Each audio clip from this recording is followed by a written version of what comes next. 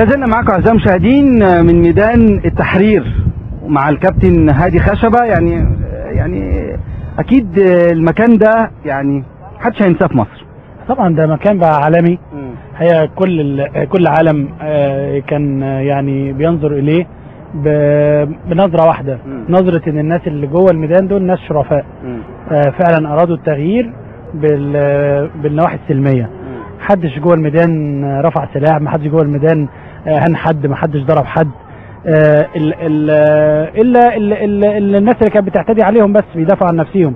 لكن من بداية الثورة كانت يعني حاجة مشرفة لمصر للعالم كله.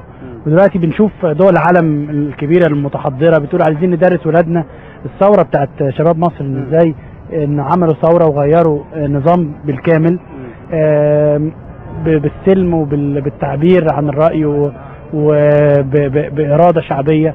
الكلام ده فعلا يتوافق مع مصر، يتوافق مع تاريخ مصر. عايزين نطلع من حلقتنا كابتن هادي يعني بمفاهيم كتيرة جدا للناس، والناس الناس البسيطة، المشجعين الرياضيين البسطاء اللي زي ما احنا قلنا ان جالهم صدمة من الوسط الرياضي ومن خاصة من رموز كرة القدم. يمكن كان في ناس كتير جدا عليها علامات استفهام، ناس ممكن قريبين منك، ممكن انت توضح ايه كان موقفهم من اللي كان بيحصل في مصر. يعني كان في ناس كتير بيعلقوا على مثلا محمد ابو تريكة رفع تعاطفنا مع غزة وكان متعاطف مع الشعب الفلسطيني، لكن في مصر حتى ما ابداش تعاطف. لا، هو ابو تريكة موقفه معروف من قبل الثورة. يعني ابو تريكة راجل محترم جدا، راجل بيحب بلده كويس قوي، راجل منتمي لهذا البلد، ضحى كتير من اجل فعلا ان هو يعني يبقى في المكان اللي هو موجود فيها، تعب وعرق. يعني قصد تضحيه ان هو تعب وعرق. فبنقول ايه، ان محمد ما ينفعش احنا يعني نكلفه اكتر من طاقته. هو الراجل كان من بداية الثورة، وده على يدي يعني، ان هو كان متحمس جدا للثورة وكان بيأيد الثورة، والراجل اختار الوقت المناسب اللي هو ينزل فيه، وفعلا نزل في ميدان التحرير وصلى الجمعة مع الناس، ناس شالوه ورحبوا بيه جدا. قالوا له بس العتاب الوحيد انت اتأخرت علينا يا محمد. ابو تريكة من الناس القريبين جدا مني، لكن انا بكلم كلام الناس عشان يبقى فيه توضيح. يعني انا طبعا مش منوط دلوقتي ان انا اعبر عن ابو تريكة، هو يعبر عن نفسه.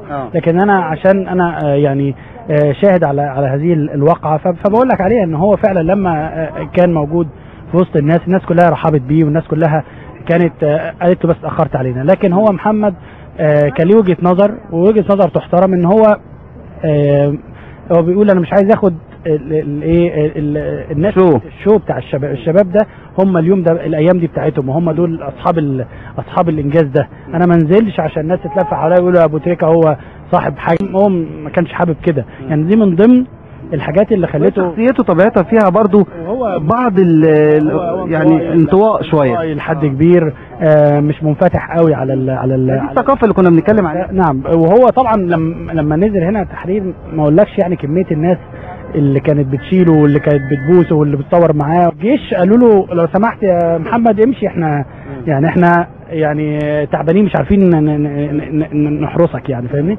فطبعا هو استجاب بعد الصلاه ومشي. ففي الاخر ما انا بقول لك هو في ضريبه على اي واحد مشهور ان هو يبقى متواجد في وسط ناس. اكيد الناس كلها بتحبه وبتقف جنبه وبتحاول تقرب منه، ودي حاجه كويسه هو بيتمناها واي رياضي يتمناها.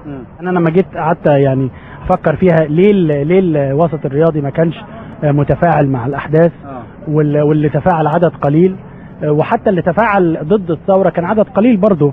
يعني لكن انا بقول ان ما كانش لا ليهم دور ايجابي ولا سلبي، لكن ده حاجه ده يعني اوحش. انا بقول لك بس في ناس خلينا برضه منطقيين، في ناس كانوا مؤيدين لهذه الثوره وهم موجودين في المحافظات وكده، وما كانش ليهم تحرك ايجابي، لكن كان فيهم بينزلوا يعملوا لجان شعبيه. ما من ضمن الحاجات اللي نجحت الثوره هي اللجان الشعبيه، ان هو حافظوا على ممتلكاتهم، واللي كان الذعر اللي كان موجود في مصر لا ناس نزلت ووقفت، وكان ناس رياضيين كله بيحمي اهله وبيحمي اقاربه وبيحمي جيرانه. احنا في الاخر مصريين.